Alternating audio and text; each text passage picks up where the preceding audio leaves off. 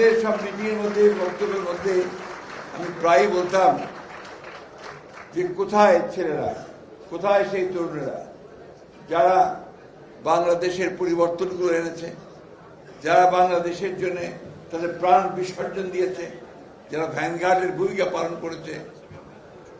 আমার সেই স্বপ্ন, সেই ডাক সফল হয়েছে। আমি দেখেছি যে আমাদের তরুণেরা, আমাদের ছাত্ররা কিভাবে বুকের রক্ত দিয়ে তারা সেই ফ্যাসিস্টকে হটিয়ে দিয়ে একটা নতুন সূর্য সামনের দিকে নিয়ে এসেছে।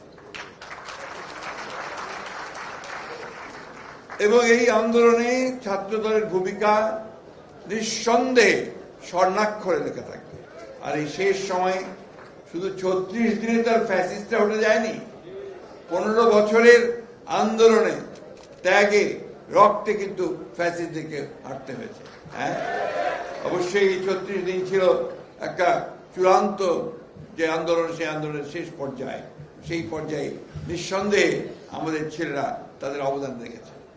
এবং এই ক্রান্তিকালটা হচ্ছে যে একটা ভয়াবহ একটা ফ্যাসিবাদী অবস্থান থেকে, একটা শাসন থেকে আমরা একটা গণতান্ত্রিক শাসনে যাওয়ার জন্য একেবারে তৈরি হয়ে আছে।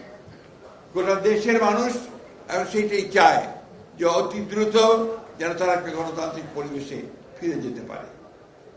কিন্তু এখন পর্যন্ত 7 মাস আমরা সেই জায়গায় যেতে পারিনি, কারণ আমরা দেখছি যে নতুন সরকার, অন্তর্বর্তীকালীন সরকার, আমরা তাকে সমর্থন দিয়েছি। তারা চেষ্টা করছেন অতি দ্রুত কিছু কাজ শেষ করে এই নির্বাচনের দিকে যাওয়া। কিন্তু এর মধ্যেই কতগুলো সন্দেহের সৃষ্টি হয়েছে মানুষের মধ্যে। সেই সন্দেহটা হচ্ছে যে আদৌ নির্বাচনটা এরা আন্তরিক কিনা। কারণ আছে এই সন্দেহ সৃষ্টি হওয়ার। তার মধ্যে গতকালই একটা খবর বেরিয়েছে, নিশ্চয়ই আপনি দেখেছেন, যে স্থানীয় সরকার উপদেষ্টা যিনি আছেন তিনি বলেছেন ফ্যাসিস্টদের লোকেরা যদি কেউ মাপ চেয়ে নির্বাচনে অংশ নিতে চায় তাহলে তারা অংশ নিতে পারবে। এটা কি আপনারা মেনে নেবেন? তোমরা এটা মানবে?